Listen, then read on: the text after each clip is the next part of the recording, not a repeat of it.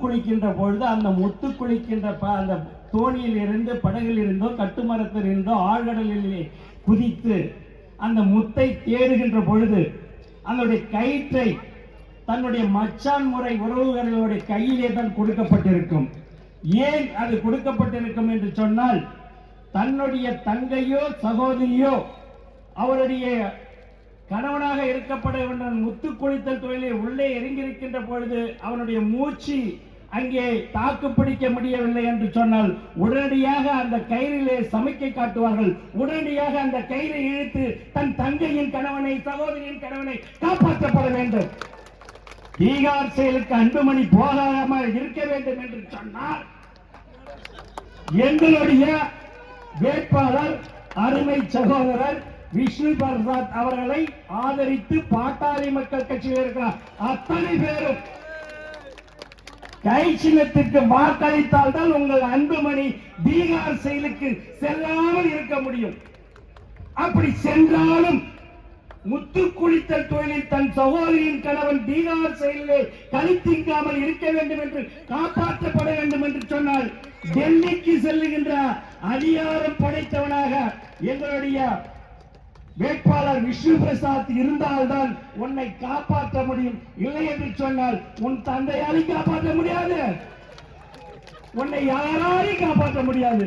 ஆகையினால் சொல்லுகின்றேன், உறவு முறையிலே தமிழர்களுடைய பண்பாடு தொட்டு வருகின்ற பழக்கம் எங்களுடைய தங்கை எங்களுடைய சகோதரியை நாங்கள் காப்பாற்றப்பட வேண்டும் என்று சொன்னால் நீங்கள் எல்லாம் மறக்காமல் கை சின்னத்திற்கு வாக்களிக்க வேண்டும்.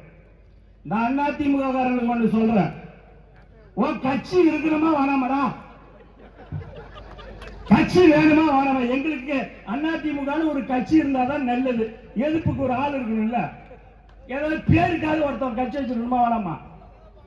அந்த கட்சியை எத்தனை துணுக்கா உடைக்க முடியுமோ அத்தனை துண்டா உடைத்தோம். 1900 ஐஆர்எஸ் சர்வீஸ் என்று சொல்லுகின்ற இந்தியன் ரெவன்யூ சர்வீஸ் கொண்டு வந்து 220 இடங்களில் வேறு வச்சானா ஐயாடா மோடி? குக்கரை புடிச்சிட்டு கூட நிக்கிறான் ஒருத்தன், குக்கருக்குறான். ஏன் அவன் இல்லைன்னா அதுக்கு இருக்க வேண்டிய இடம் பீகார் செயல்னு மோடி சொல்லிட்டான். சொன்னவன் மோடி, மிரட்டியவன் அமித்ஷா. அதனால அவனுக்கு வேற வழி இல்ல, உலகத்தையே கொள்ளையடிச்சு உலகம் முழுக்க சொத்து சேர்த்து வச்சான். இன்னைக்கு பீகாருக்கு போறதுக்கு பயந்துகிட்டு அவன் பின்னாடி போயிட்டு இருக்கான். என்ன வருத்தம், அந்த ஓபிஎஸ் 1,50,000 கோடியை கொள்ளையடிச்சு அதானி கிட்ட 1,40,000 கோடியை கொடுத்துட்டு இவன் அட்ரஸ் கொடுத்ததுக்கான எந்த எவிடன்ஸ் ஆதாரமும் இல்லாம அவன் பின்னாடியே சுத்தனா அவன் கதையை முடிச்சானா இல்லையா? ஒரு முன்னாள் தமிழகத்தின் முதல்வர் எத்தனை முறை முதல்வராக இருந்தார், அம்மையாருடைய நம்பிக்கையை பெற்றவர். அவருடைய நிலைமை என்ன நினைச்சு பாருங்க. ஒரு சீட்டுக்கே வழி இல்லை. என்ன ஆச்சு ஓபிஎஸ் நிலைமை? அடுத்தது, என்னைக்கு கூட்டணி இல்லைன்னு சொன்னா அன்னைக்கா விட்டாயா விஜயபாஸ்கர் வீட்டுல ரைடா? அவனுக்கு கட்டி தொங்கிக்கிட்டு இருக்கு. இப்படி எடப்பாடியா இருந்தாலும் சரி, இருக்கிற அதிமுக கொள்ளடிச்சவனை பூரா ஒவ்வொருத்தனா தட்டி தூக்கிடுவான். ஒழுங்கா செயலுக்கு போகாம பீகார்ல கழிப்பிங்காம இருக்க வேண்டும் என்று சொன்னால் காங்கிரஸ் ஆட்சி, இந்திய கூட்டணியுடைய ஆட்சி மத்தியிலே மலர்ந்தால்தான் நீங்கள் எல்லாம் நிம்மதியாக குறைஞ்சபட்சம் போனா போகுது, ஏதாவது உங்களை மன்னிச்சு ஏதாவது என்னமா விடலாம். இல்லை என்று சொன்னால் அதிமுக ஒவ்வொருத்தவனுக்கும் சொல்றேன், நீங்கள் இந்தியா கூட்டணியை ஆதரிக்கவில்லை என்றால் இந்திய அளவிலே எவனை எலெக்ஷனை சந்திச்சு மோடி ஆட்சி அதிகாரத்துக்கு வரவில்லை. 600க்கும் மேற்பட்ட சட்டமன்ற உறுப்பினர்களை உடைத்து பல கட்சிகளாக பல சிதறலாக ஆக்கி அதை எல்லாத்தையும் இணைச்சு இவன் ஆட்சி அமைச்சுக்கிட்டான். எல்லா முதல்வர்களையும், ஆண்மை இல்லாத முதல்வர்களை எல்லாம் இன்றைக்கு என்ன பண்ணிட்டு இருக்கா பாருங்க. அதனாலதான் திராவிட மாடல் ஆட்சி என்று சொன்னான். திராவிட மாடல் ஆட்சி என்றால் என்ன, சுயமரியாதை என்றால் என்ன, பகுத்தறிவு என்றால் என்ன, திராவிட மாடல் ஆட்சியாளர்கள் அமர்ந்திருக்கின்றார்கள்.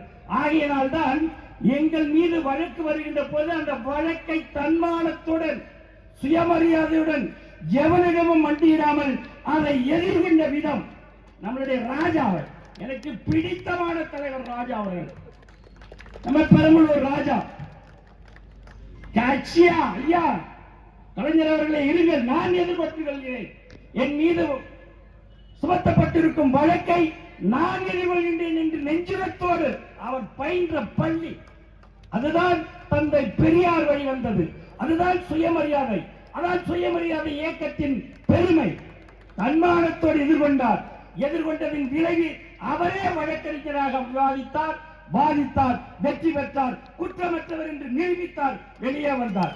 எவனுக்காவது ஆண்மை இருக்கா? சரத்குமார் போனான் கூட்டணி பேச.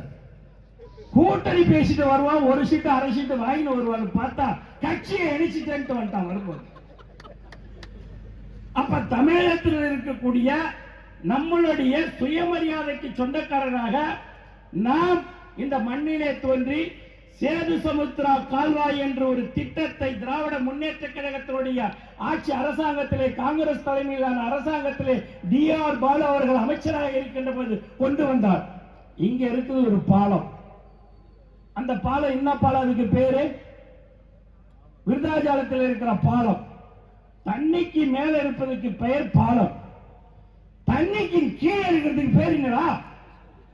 அப்ப அறிவார்ந்த சமூகமாக இருக்கின்ற நாம் நம்மளுடைய இந்தியாவினுடைய பொருளாதாரத்தை தென்னகத்தில்